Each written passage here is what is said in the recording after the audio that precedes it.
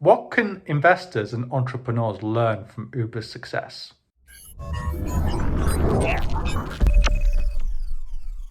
Now, in this video, I'm going to talk about what investors and entrepreneurs can learn from Uber. And before doing that, go over to adamfad.com, especially if you're an expat or a high net wealth individual, and see how I've helped people just like yourself in the past. Now, Uber has become a huge success story. Go all around the world, like I'm traveling at the moment, and you'll be able to find Uber in most countries and locations. And if you can't find Uber, you can find an alternative to Uber usually, which wouldn't have existed in many cases if Uber had never started. Now, what's interesting about Uber is the Shark Tank judge Mark Cuban was talking about this. He regrets missing out on Uber.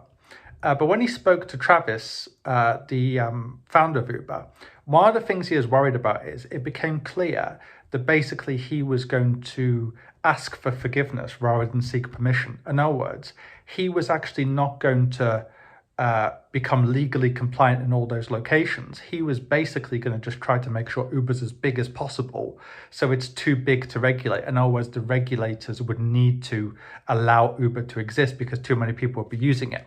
And what's interesting about that is something similar to even crypto. Whatever you think about crypto, and I've kind of criticized crypto and NFTs, at least some of the projects that exist, but that's something a little bit similar in terms of it was very much in the gray zone, and it still is in many countries in the world, but it got so big that basically, apart from China, countries couldn't regulate it out of existence. It was too late. The horse had already bolted out of the stable door, so it was impossible. And what's interesting is, all around the world, you see this. If you think about any big company, but not only big companies, even think about some people in your network who have created some of the biggest companies within your network. In other words, even people who have created businesses that nobody has heard of, but maybe they themselves have made millions from. And what you'll find, one of the commonalities is most of those businesses have, from time to time, kind of gone in the gray zone. In other words, they haven't done anything necessarily incredibly dodgy in all cases, obviously. It's not like they're all engaged in, drug smuggling or whatever, but almost all of them have, from time to time, asked for forgiveness rather than sought permission. And what's interesting is I was writing a response to an answer online on Quora, and somebody asked why, in general, are lawyers not good entrepreneurs? And I said, whilst it's true that a small minority of lawyers can be good entrepreneurs, one of the reasons why often they're not is they're risk adverse by nature. And by nature, they feel like you have to get you've got to get your ducks in a row first and then go for it. Whereas an entrepreneur's mentality is very much, well, what's the worst that could happen? Think about something logically here. Let's say you start a new business in an area and you're doing something where it's a little bit in the gray zone, but it's kind of not completely illegal. Or, the worst that can happen after you've done research is that you'll get fined, $5,000, right? The way an entrepreneur would think about that is they would think, well, you know what? If I make hundreds of thousands of dollars and I get fined $5,000, it's worth it, right? And what's interesting is it isn't just entrepreneurs. Think about any big company. The big banks are a great example of this. Now, I'm not a big fan of a lot of the big banks. I've wrote a few articles and I've done a video about how many of the big banks are very cynical. I think they're some of the most cynical private sector organizations in the world. It amazes me why so many people trust the banks. But what's interesting is go online and go to HSBC, for example.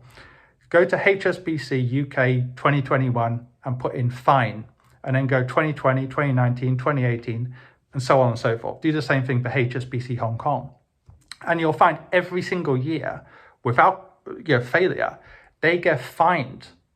And a lot of people think, oh, why don't they change? But that's kind of naive, because basically they've learned something, and that's that if they change their processes and don't pay those yearly fines, they will make less money than paying the fines but keeping to the existing processes.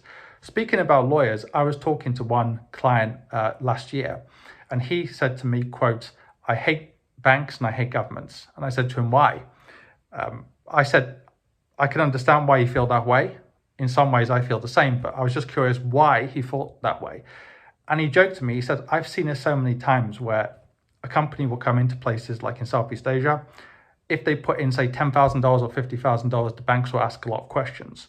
But if they deposit, say, $50 million, the banks often don't ask as many questions because they realize something, and that's that basically they're going to make more money from keeping that money, even if they eventually get fined, right? So it's very cynical, you might say. And yes, it's true that the biggest banks in the world can do things the smaller companies can't do. Now, if you're a small, tiny boutique bank and you might get fined $2 million or $10 million, it doesn't make sense to seek forgiveness in that situation because obviously you might go out of business. So needless to say, the bigger you are, the easier it is for you to ask for forgiveness rather than seek permission. But nevertheless, in any kind of private sector company, you can basically do this. So it's not just Uber, it's not just the big banks. Brewdog, the biggest probably startup in the craft beer space in the UK, you probably heard of Brewdog, and if not, you probably heard of their beers like Punk IPA and so on. Their founder, in his business book, admitted that in the vast majority of situations, with one or two exceptions, it makes sense to ask for forgiveness rather than seek permission. So what can we learn from this? Now, number one, we always have to remember that there are exceptions to this. Somebody should never do something which is clearly against their own ethical consciousness, regardless of money, right? So, for example, if you're in, you're a lawyer, for example, and you suspect somebody is involved in drug trafficking or something that's harming people, like, child exploitation or whatever, obviously, regardless of money, you should stand up for your own moral beliefs. That's obvious. But if that's not the case, more often than not, which is the second thing to learn from this, you've got to realize that in most situations, but not all situations, seeking forgiveness and asking for rather than asking for permission makes sense. But there are exceptions, as I've mentioned. And also, when it comes to being a private investor, if you can look at firms that are disrupting their industry, you should not be put off if they are necessarily breaking regulations. So, for example, Mark Cuban, he was put off by Uber's kind of lack of legal compliance, but now he admits that he was completely wrong because he would have made more money just investing. Even if Uber would have ended up paying a fine, he would have still made more money overall. And likewise, as a private investor, if you see a firm that's disrupting the industry, but somebody says, oh, but they're kind of not completely in the green zone, they're slightly in the gray zone, there might be more regulation from government and this might harm them, don't let that put you off, because you've always got to ask the basic question though, is it still profitable? So for example, again, I'm not a big fan of crypto, but if you're interested in the cryptocurrency exchange, the fact that many cryptocurrency exchanges are operating in the gray zone, in isolation though, that shouldn't be a reason not to invest in them. I personally wouldn't invest in them, and I've explained in the past why I wouldn't invest in them. But the reason I wouldn't invest in them isn't because I feel like, oh, government are going to regulate them out of existence. Because ultimately, if crypto succeeds, which is a big maybe, it's going to be irrelevant whether they were legally compliant in 2018 or 2023, because it'll get so big that it's going to be irrelevant, right? So the question you've always got to ask, whether it's crypto, whether it's Uber, whether it's a bank, whether it's any company, as a private investor is, overall, does this business model make sense? If it does make sense, even if they're in the gray zone, then it's kind of irrelevant. And if you think about it, probably close to 100% of firms, because we're in this kind of very over-regulated environment across all industries, probably 100% of firms that have existed for more than 5 years have actually broken a law without even knowing. So, for example, anyone watching this video has got their own personal business. Even if they think they're compliant, probably you've actually broken the law without even knowing, just because that's the way it is. Because even the tax law is as big as the Bible. So almost every single firm on the stock market has, inadvertently broken the law in the last 5 or 10 years. It's impossible for a firm to be completely legally compliant in every single aspect, because governments have kind of created a mess of overregulation. So one of the tips I would say is, when you're looking at firms, do not ever think that governments can kind of regulate an industry out of existence, or that basically the fact that a firm is not completely compliant means you shouldn't invest in it. And I think this is especially the case when it comes to private investments. If you're a high net wealth individual and you're looking to make investments, via private equity or something, even if a firm is not completely in line with regulation, that isn't always a reason not to invest in them.